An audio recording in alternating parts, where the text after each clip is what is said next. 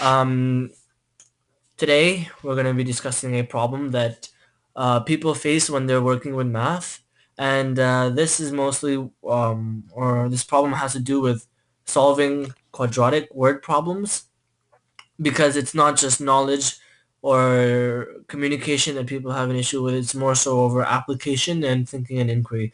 So in this video, um, I'm going to help you guys understand how to solve quadratic based word problems by giving an example of one and then step by step showing you what to look for in the problem, how to identify what the solution is, and how to get to that solution.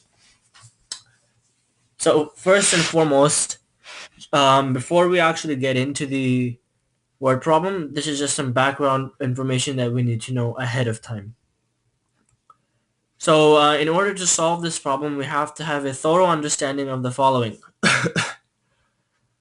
A parabola, axis of symmetry, or an AOS, vertex, how to graph, midpoint formula.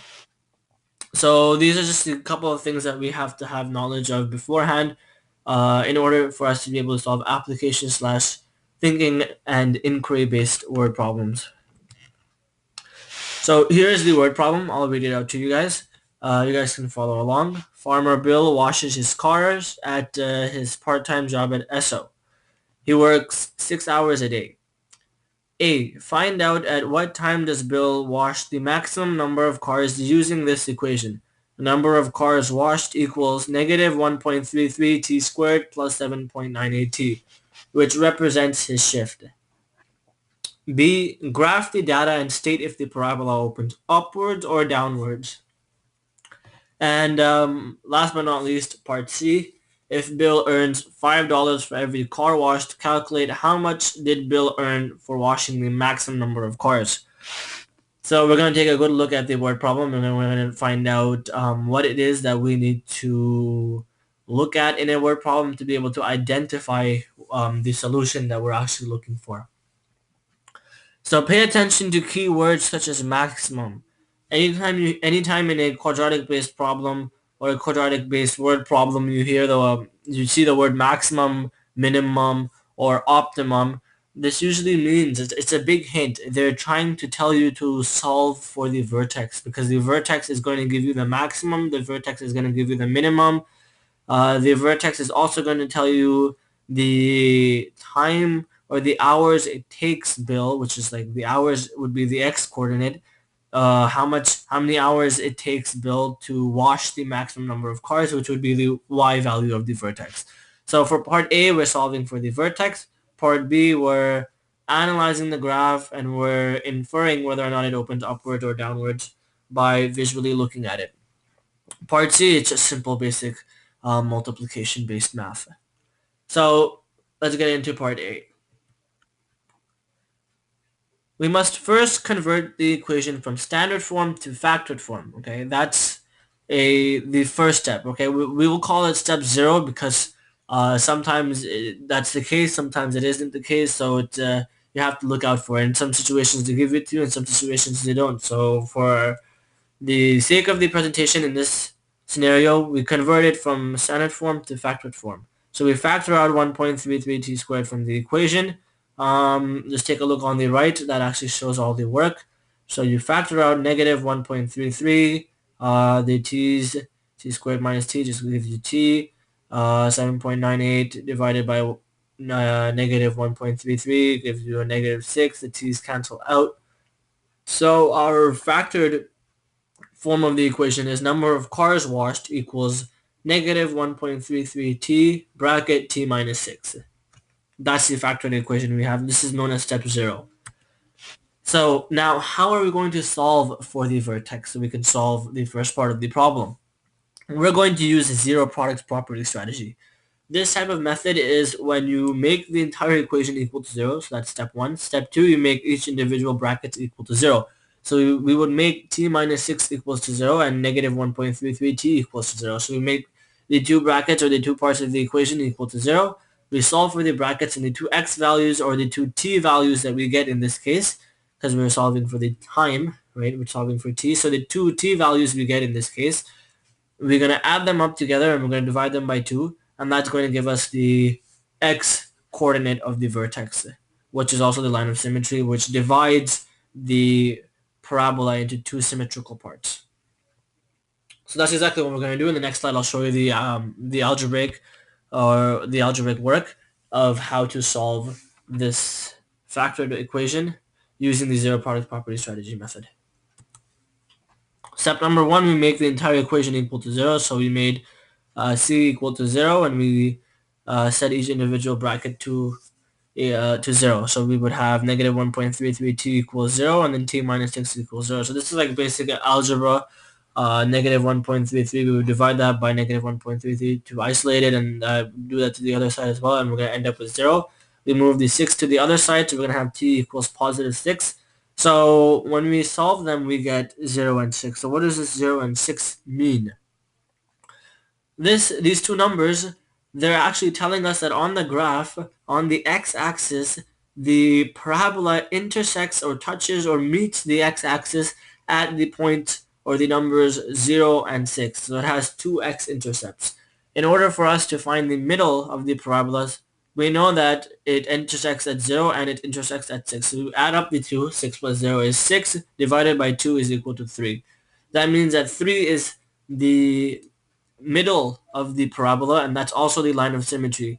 So if we divide it by at the point 3, at the coordinate of 3, of the x coordinate of 3, that's the line of symmetry. That's when the parabola is symmetrical to its sides.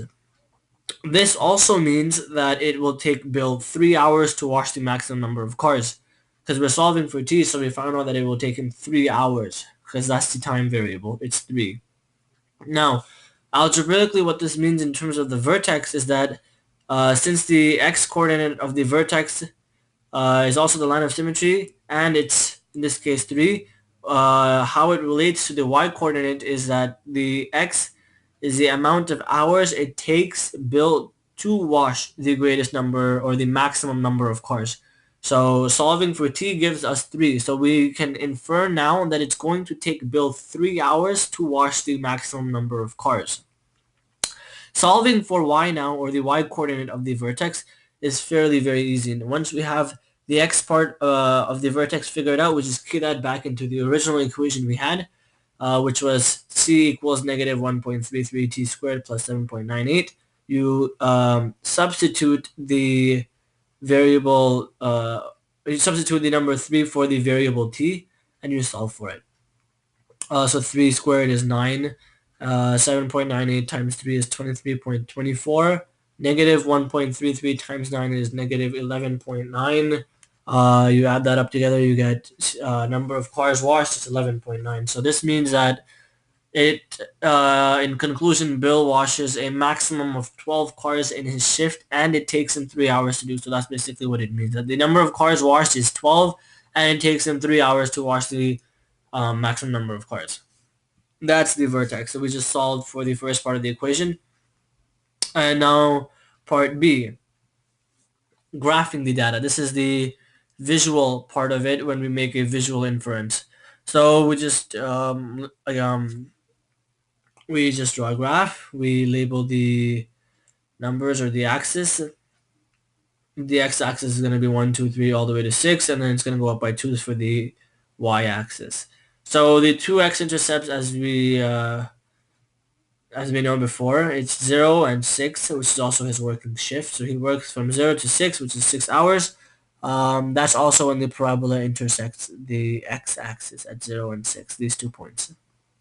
The middle point is 3, and that also means that 3 is the axis of symmetry. As you can see, visually it divides the graph into two symmetrical parts.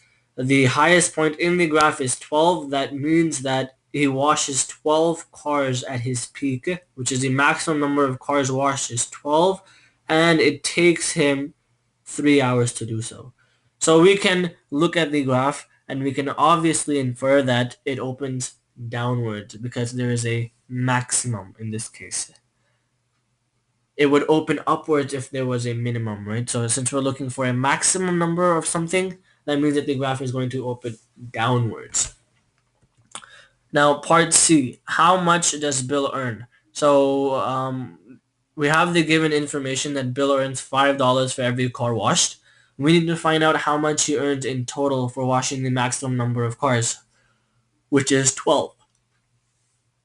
It's just basic math. We just multiply 5 by 12 and that's 60. So Bill earns $60 for washing the maximum number of cars during his shift. His shift is 6 hours long. In those 6 hours, the maximum number of cars he washes is 12. So if he earns $5 for every car, you just multiply 5 by 12 and you get 60. So he earns $60 for washing the maximum number of cars. Summing up the entire word problem, we know that the answer for part A is the maximum number of cars he washes is 12 and it takes him 3 hours to do so, which is also the vertex equivalent of 3 and 12. Again, we're solving for the vertex. Every time you see the words maximum, minimum, or optimum, you're looking for the vertex. We can infer for part B when we look at the graph that the parabola opens downwards.